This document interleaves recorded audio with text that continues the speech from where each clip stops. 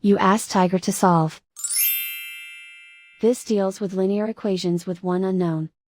The final result is v equals -9.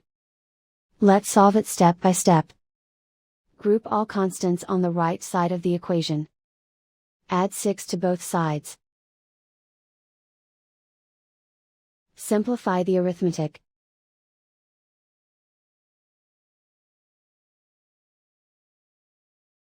Isolate the v. Divide both sides by 7. Simplify the fraction. Find the greatest common factor of the numerator and denominator. Factor out and cancel the greatest common factor. And so the final result is v equals -9.